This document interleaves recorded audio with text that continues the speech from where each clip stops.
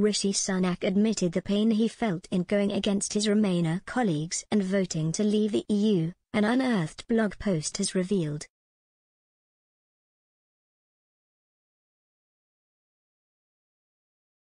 The Chancellor of the Exchequer has been called on to delay his national insurance hike, just as a string of businesses warned the £13 billion tax increase will force them to put up prices. Many MPs have criticised the increase, including calls from Conservatives for it to be scrapped altogether.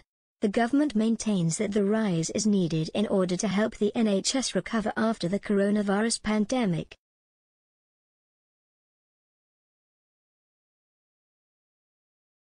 And the Chancellor is widely regarded as keen not to put any further delay to rolling out the tax raid.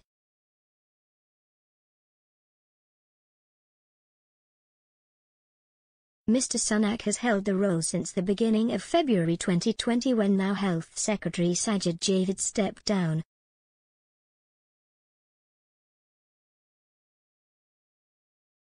Under his watch, the UK has seen the first corporation tax rise since 1974, and now Britons up and down the country are set to feel the squeeze on their purse strings.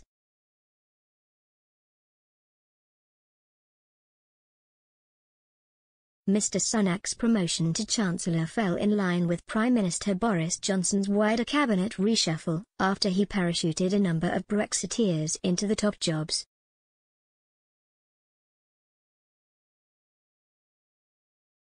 But, while Mr. Sunak was himself a Brexiteer, he previously revealed that voting to leave the EU left him with a heavy heart in the face of his Tory colleagues, many of whom wanted to stay in the bloc.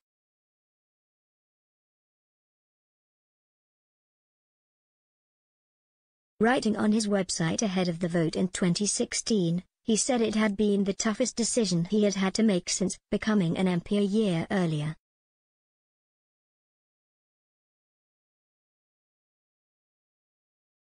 He wrote, "It pains me that I have reached a different conclusion to people I greatly respect, notably the Prime Minister and my illustrious predecessor, Lord Hague.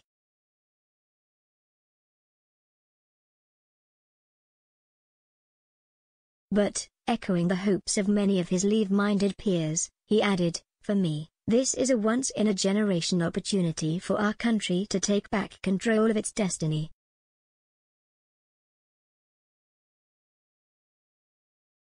Of course, leaving will bring some uncertainty, but on balance I believe that our nation will be freer, fairer and more prosperous outside the EU.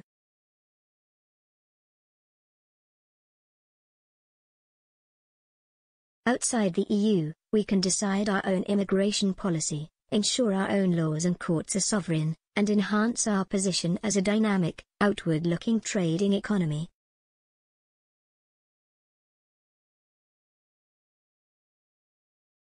He argued that the EU was economically stagnating, the only continent in the world, aside from Antarctica, that had failed to grow since the UK joined the Common Market in 1973.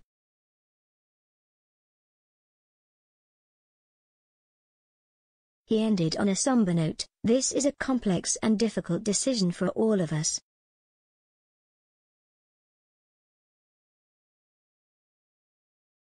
In the end, this is not about my vote or that of any other politician. Our future European relationship will be decided by all of you, the British people.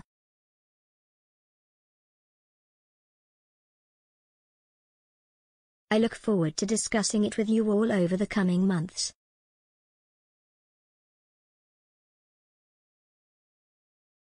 In the end, this is not about my vote or that of any other politician. Our future European relationship will be decided by all of you, the British people.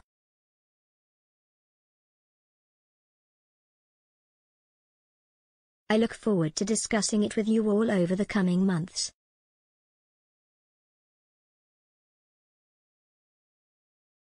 The UK went on to vote to leave the EU, and the event has gone on to dominate the political landscape since, even after the country officially left the bloc on the eve of February 2020.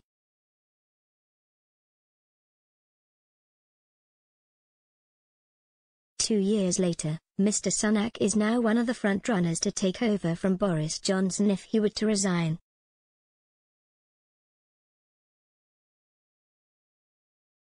Urging Mr. Sunak to put off rising national insurance, Mel Stride, chairman of the Treasury Select Committee, said the stars have aligned to give him breathing space.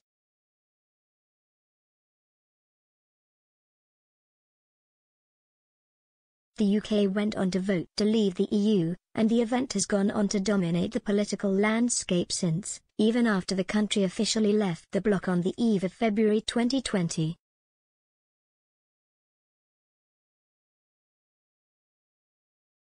Two years later, Mr. Sunak is now one of the front-runners to take over from Boris Johnson if he were to resign.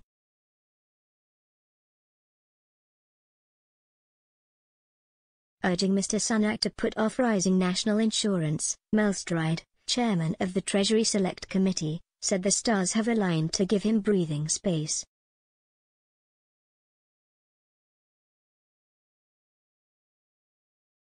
The Times reported government sources claiming that Boris Johnson is wobbling over plans for an increase.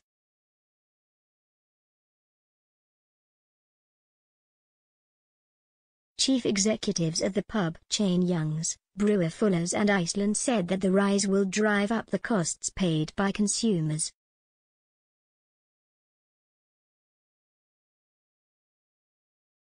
Mr. Stride, a former Treasury Minister and close ally of Michael Gove, who has been tipped as one of Mr. Sunak's possible rivals in a future leadership battle, said the 1.25 percentage point increase in national insurance will add to inflation, which already stands at its highest rate in 2 decades.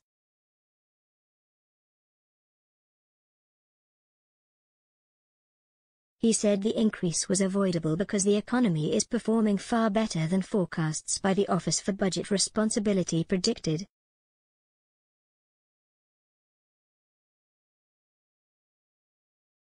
This means, he agreed, that the financial year will be £13 billion below its predictions, giving the Chancellor wiggle room to forego the tax rise.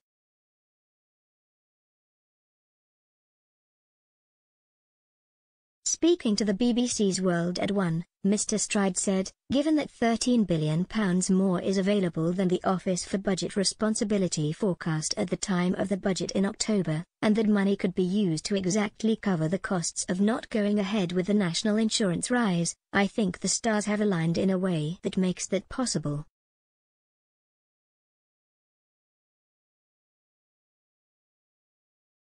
He has got that extra wiggle room. In the short term he can very credibly do that, and it would be politically and economically sensible to do so.